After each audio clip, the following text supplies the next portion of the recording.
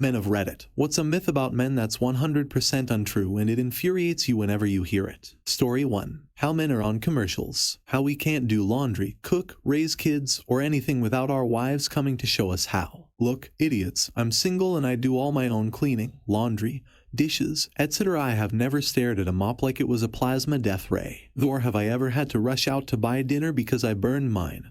Well, a few times when drunk, but that's not the same thing. I also am capable of taking care of a baby without having to call a woman to give me directions. I don't have kids, but I have younger cousins and whatnot. I can change a diaper and bottle feed just fine. Edit, rip my inbox. Lord, this blew up. 7,000 upvotes and over 100 responses. Looks like I am not alone. Story 2. I struggle a lot with self-esteem and self-worth. I started seeing someone lately. She gives me a lot of compliments, and I honestly don't really know how to handle it. I've never exactly gotten many compliments through my life, and when I asked a few people I know about it, they all admitted they thought I'm attractive. I was baffled. The thought that I could be good-looking is foreign to me, precisely because I never get compliments of any kind. My other male friends feel pretty much the same way. Story 3. That men can't be victims of abuse or domestic violence from women. Yeah, we can, and statistically, if we report it, there's a solid chance that we'll be the ones going to jail for it, even if all we did was take it and not fight back. Screw that. Edit. Holy crap gold for getting angry at a past experience. My brothers who have dealt with this, I'm sorry. I wish I had advice for dealing with it, but I unfortunately don't. To all others, FBI says at least 40% of domestic violence happens to men.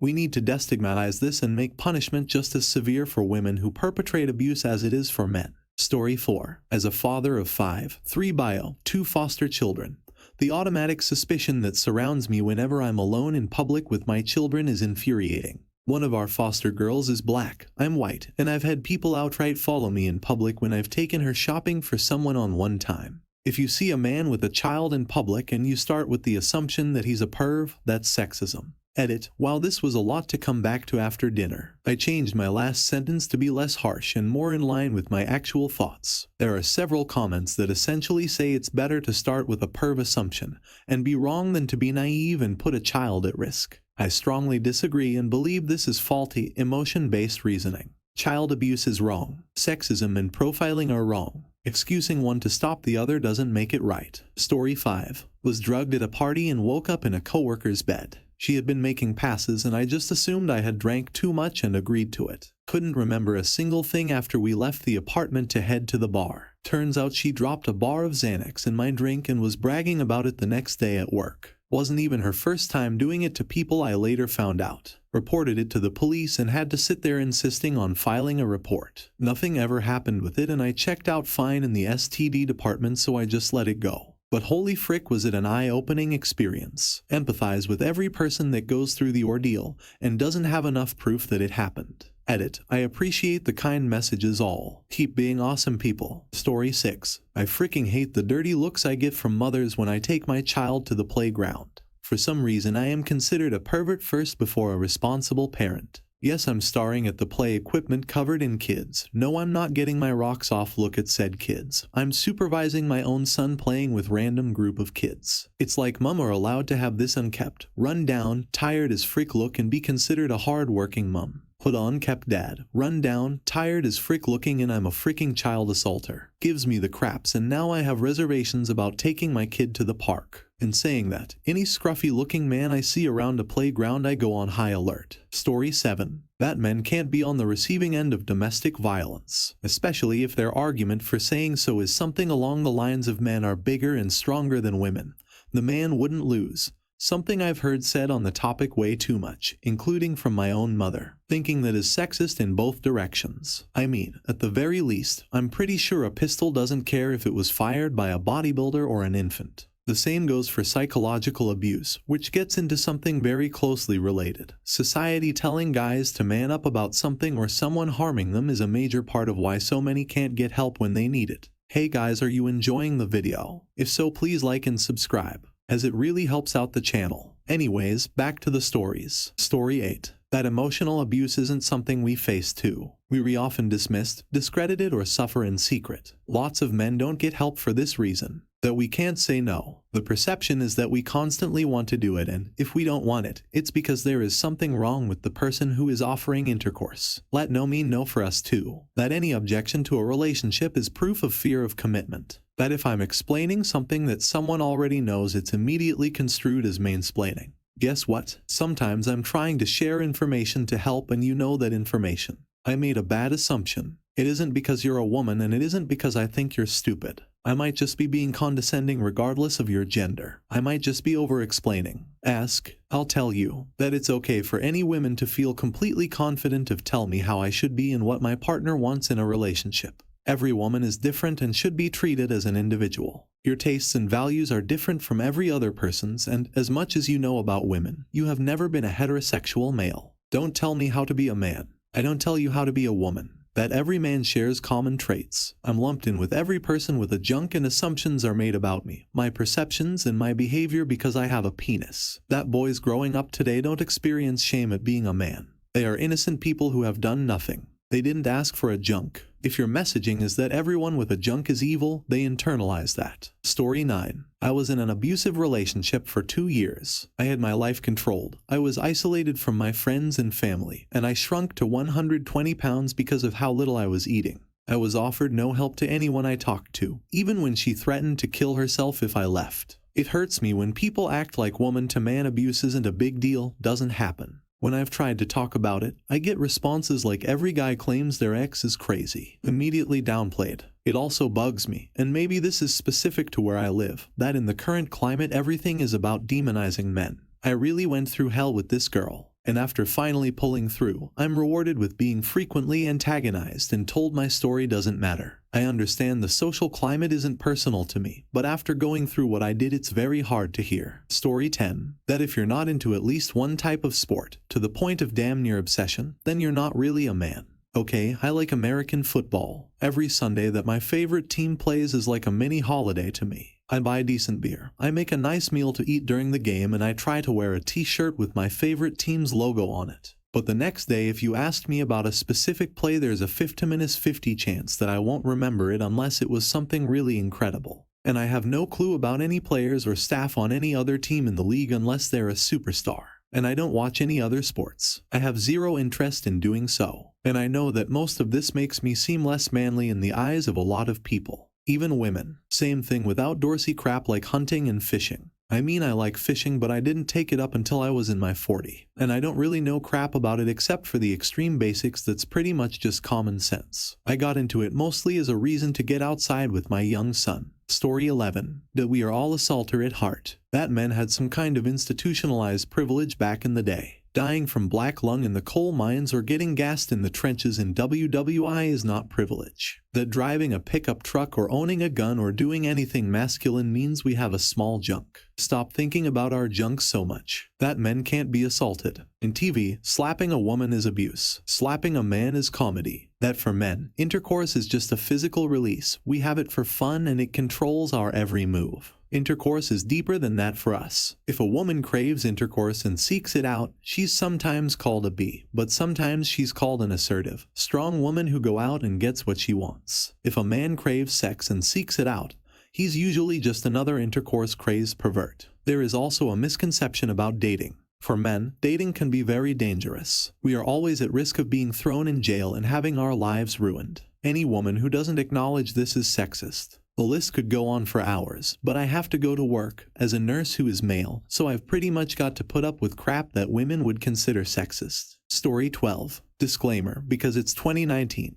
You know why? These are my thoughts on the topic of this thread and are gross generalizations based on personal observations, experience. You are more than welcome to disagree. In fact, I encourage it because we're men. We really don't know what we're talking about, do we? Do we? All men are the same. No, the frick, we're not. You have a type. You're attracted to that type, and that type consistently lets you down. And that's every man's fault. Nah, brah. Literally every woman I have ever heard say that has never been with me, thus making that statement categorically untrue. Men only want one thing. Yeah, you to tell us what the frick you want from us, clearly and concisely. Stop trying to run the game or be coy and get pissed when we give up. Being flirty is one thing, but you gotta know when to cut the crap and shoot straight. Also, I want two things, an endless supply of gunpla and to live a happy life. But if I can only have one, being miserable whilst building an army of tiny plastic robots doesn't sound too bad. Men never listen. Communication is a two-way street and you have to know your audience. Do you show interest in what he talks about? You can't expect him to listen to you if you aren't willing to reciprocate. That being said, there are men and women with the personality of driftwood, so men get treated better than women. I'd argue that, in general, the opposite is more often the case, but I suppose it comes down to personal experience, the parties involved, and who is more willing to admit to being treated unfairly. Last, but most certainly not least, chivalry is dead. Well, when everything these days is assault, discrimination,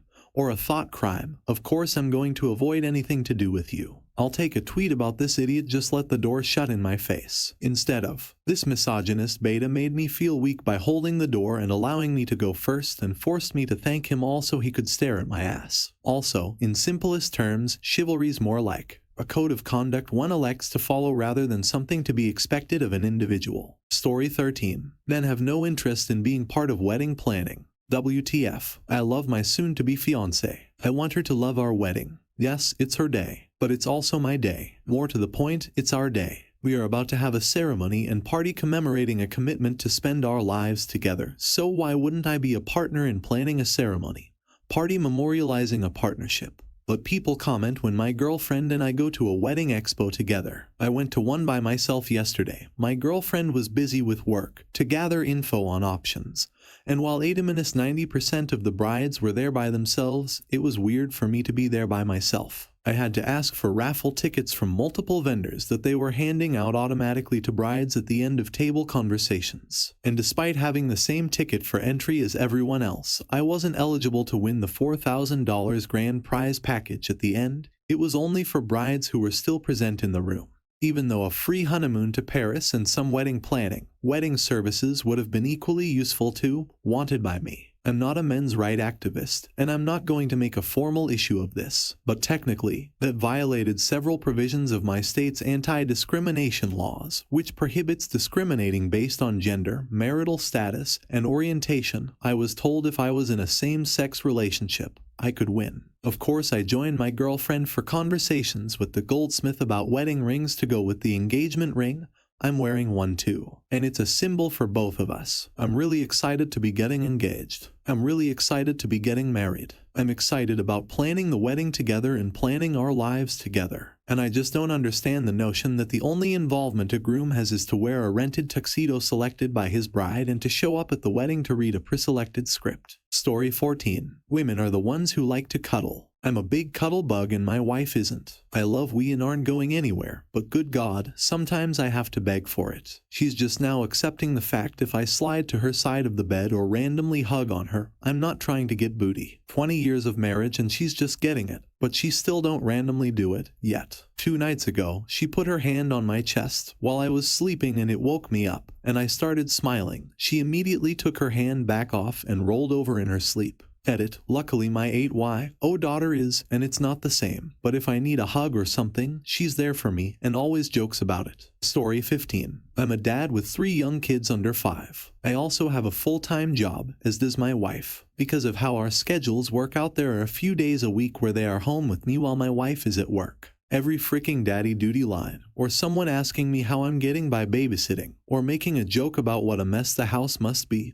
or how I better not let the kids burn the house down, just makes me want to punch the person who says it. Yeah, it's hard. Some days it's really freaking hard. I'm always tired. I'm always behind on things I'd like to do. But you know what? Nobody says that crap to my wife. It's not babysitting, I'm a freaking parent. I even get funny looks when I'm alone at the grocery store with my own damn kids, like people are watching a chimp that's been trained to perform some kind of amazing trick. The stigma about male parents, about goofy inept dads, about me needing to be rescued from being alone with my own kids, it really pisses me off every time. Story 16. Happened to me last night. Because I talk to a woman doesn't mean I want to hook up with her. Sometimes I am just trying to be nice, or helpful, or just making a new friend. Oh, and in that note, I am not attracted to every girl who breathes, or is thought of as hot by other guys. On that, Just because a guy likes something more girly makes him no less of a straight guy. Then it would make a straight woman more of a guy for liking guy things. I don't hate or am homophobic of gay men because I am straight. I honestly think gay people make some of the best friends. I like to mentor young people because most of my life I didn't have that. I did get the rare good soul,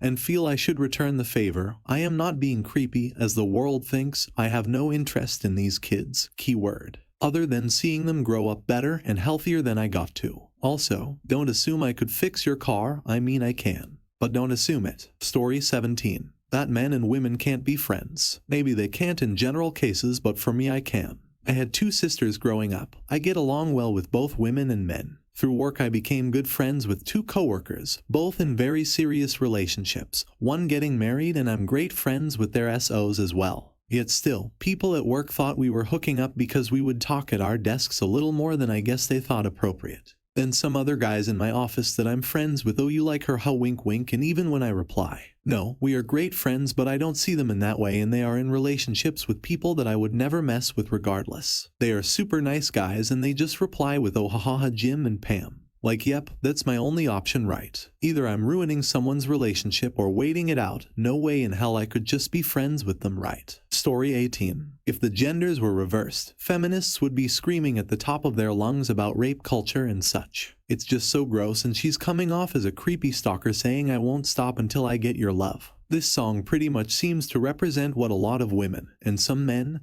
think about harassment and such of men. Post about it on Reddit and you instantly have a ton of feminists basically saying we can't be sexually harassed and blaming the guy for being harassed in the first place. This celebration of female sexuality we're experiencing seems to be getting to a point where some women thinks it means that it's okay to act like this. It's not. Women have desires and all, that's great, and it's okay to express them. It doesn't give any woman license to be a pushy bee about it, though. Hey guys, just found out you watched till the end. That is awesome. Also, don't forget to like and subscribe to the channel for more awesome stories.